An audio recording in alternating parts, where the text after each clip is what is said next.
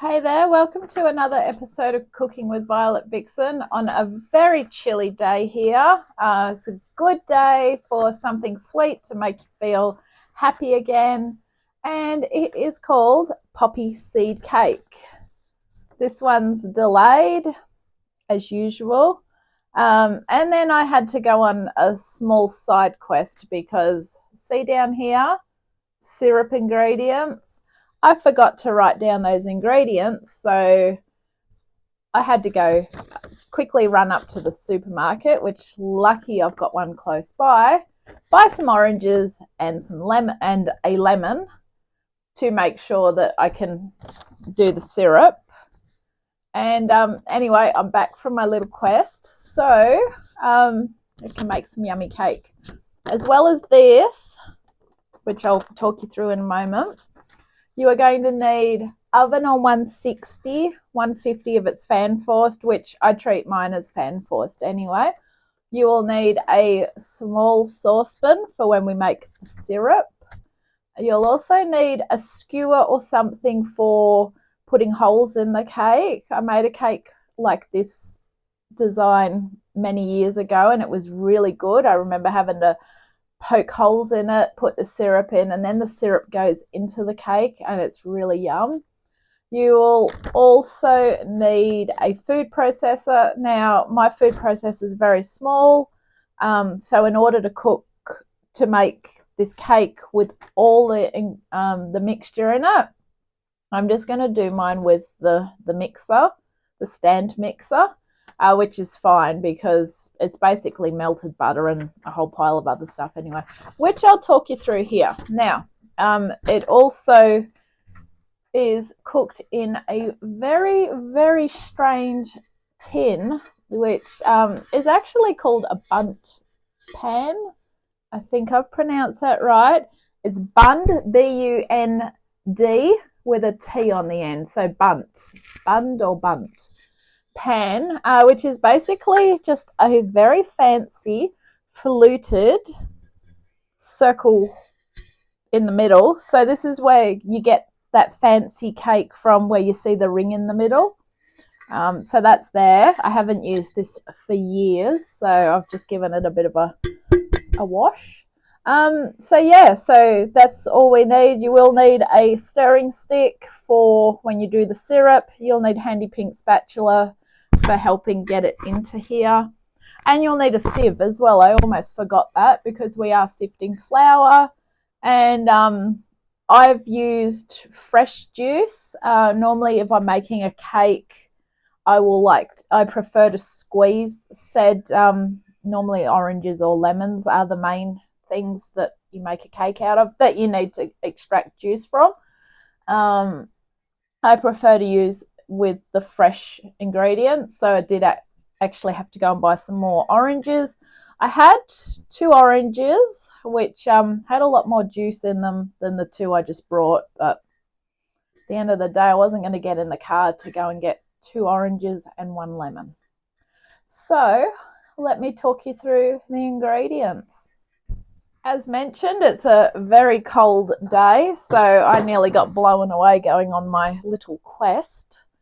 So we need 1.5 cups of caster sugar, 250 grams of butter, which I've softened. I sure have. I've melted that in the microwave. 4 eggs, which are lightly beaten. I haven't done that yet, so what I like to do is crack them one at a time into a cup. So we will need a fork as well, because I find a small fork the best way to whip those. Little fork. 1/2 cup of fresh orange juice. That was that one there. Now I've squeezed that one, obviously I've squeezed it. I've strained it, I should say, so there's no pulp in that one. But I've left the pulp in the one that I'll get to in a moment. 2 cups of self-raising flour, which we are going to sift. I haven't done that yet. 2 tablespoons of poppy seeds. And 1 teaspoon of finely grated orange zest. Now, to get your orange zest, there is a thing called a zester, which gives you that really fine, see how it's really fine? So you use one of those. Now for the syrup, in the saucepan, 3/4 of a cup of fresh orange juice. That's got the pulp in it still. 1/2 cup of caster sugar. Rind of 1 orange and rind of 1 lemon. Now I started to zest it and then I thought, hang on, rind means the whole kit and caboodle. So I just grabbed a peeler like you use for peeling the carrots and potatoes. So I'm basically going to be putting that to simmer in the juice when we get to the syrup. But we don't need to do the syrup yet, so we are getting a little bit ahead of ourselves with it. But so that's the easiest way to do that, and then you will be left with a very bare lemon. So use that lemon pretty soon. Good for putting in water. This time of year, probably a lemon and honey drink. That might actually be a good idea. I've got another big week coming up. So I might make myself a lemon and honey, or just use lemon slices and tea, whatever you fancy. That's your call. All right, so let's kick straight into it. So food processor, excuse me, or mixer, which I'm using the mixer. Into that we want the caster sugar, which is the 1 1/4 cups. We also want the butter. I'm trying to read without my glasses because I'm having a break from glasses at the moment with using the computer so much for my study.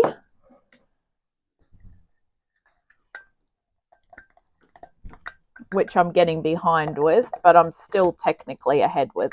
That makes no sense at all. And it doesn't need to. All right, so that's butter. What I might do is grab, when we put in the juice, we're going to need the eggs as well, but the juice was the 1/2 cup. I'm just going to deglaze that with the juice. Probably won't do anything, but in my mind it'll make me feel better. Give it a mix. In it goes. All right, so we're going to start getting this going.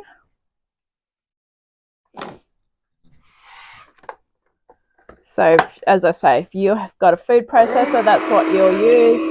I've got the mixer because it's so much bigger. And we need to start and add our eggs. You know, you only need to process it for 60 seconds. Obviously, I will have mine on for a lot longer. So you don't have to run out and buy a food processor, so don't get scared. All right, just a little bit of a whip so you break the yolk.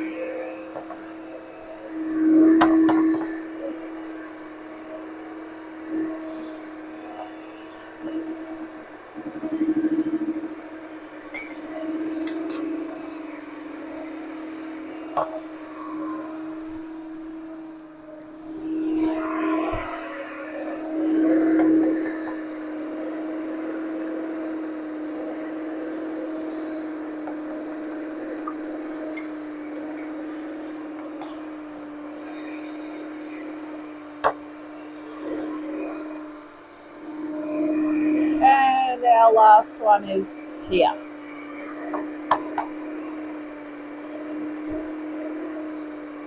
Beautiful.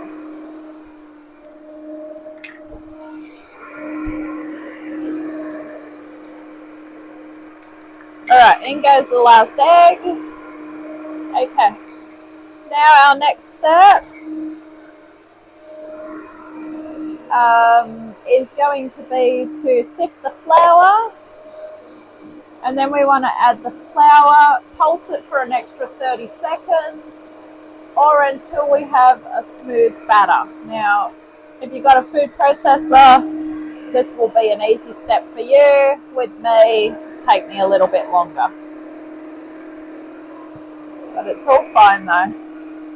So just sift away.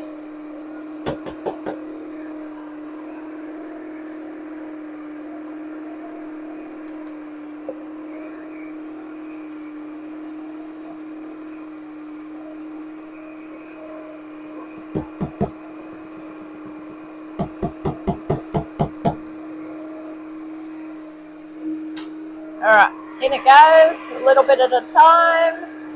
We just want a smooth batter. Now I've only got my mixer on a very low speed. Mainly that's so you can hear me talking as well. Alright. Once we have a smooth batter, we are then adding our poppy seeds and our orange zest, which I think we'll just put the zest in now.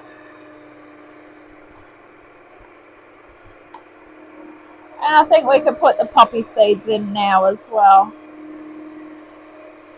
Oh, that's looking like a good batter. I do love orange and poppy seed cake. Yum.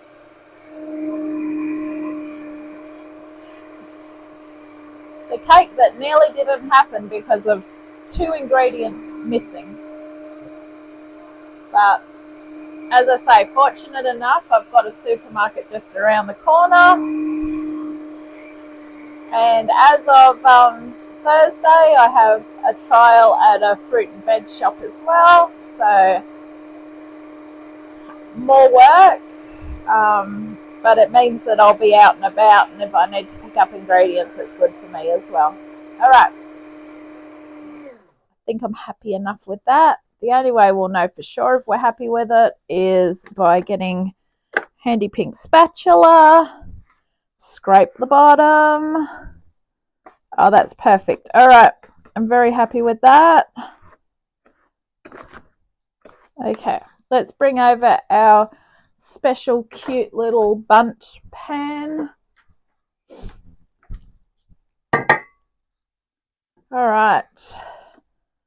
We're literally just pouring it in. So, as I say, don't run out and buy a food processor thingy, because I've just done the same thing. Food processor's quicker, but the mixer does just as good. Except just make sure that your butter is actually all mixed at the bottom. That was the idea of having it already melted. And you just got to go around the outside. Make sure you've got it all in.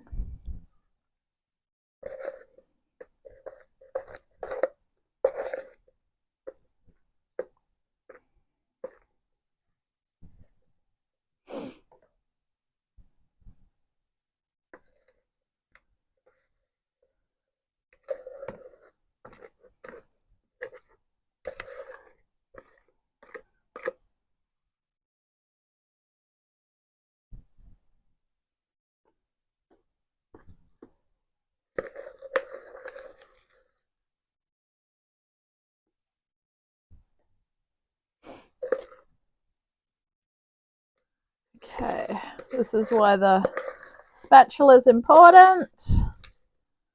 Okay, so once everything's in, we're going to cook this for 45 to 50 minutes, sorry. And I will see you soon. So we can actually start the syrup. And basically all we need to do that is get our saucepan. In goes our orange juice and our caster sugar. And we're going to stir it until the sugar is dissolved. So let's go over to the stovetop now. So once the sugar's dissolved, we're going to simmer it for 5 minutes. And then once that 5 minutes is up, we're going to add our zest, simmer it for another 5 minutes, and then we're done. So now we're simmering, turn it down to a lower temperature, 5 minutes, and then we're going to put the zest in and give it another 5. Okay, so in we go, and another 5 with that. Give it a stir. Beautiful. Alrighty. So at the end of that second 5 minutes with the zest in there, turn it off. And I'd just leave it on top of there so it will stay warm, because the cake's got 15 minutes before we get it out of the oven.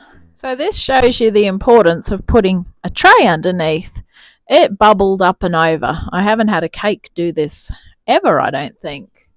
But It's definitely done enough because I've stabbed with a toothpick around here. So we're just going to leave it to cool in the pan for about 20 minutes or so. Then we're going to put it onto the wire rack, and then we'll convert it over to our cake plate, pop some holes in it with a skewer, and then put the syrup on top. So I'll see you then. Upended it, and it was still a bit too warm, so it's come out a little bit munted. But the good thing is I just got a spoon and stuck it back together. Now what we're going to do is put some holes in it anyway and put some syrup on it, so it's probably going to do more of this. I don't really think we need to put too many holes in it because it's got plenty of its own. All right, and then what we do, because we've got the peel in there and we don't want the peel, we're going to strain it.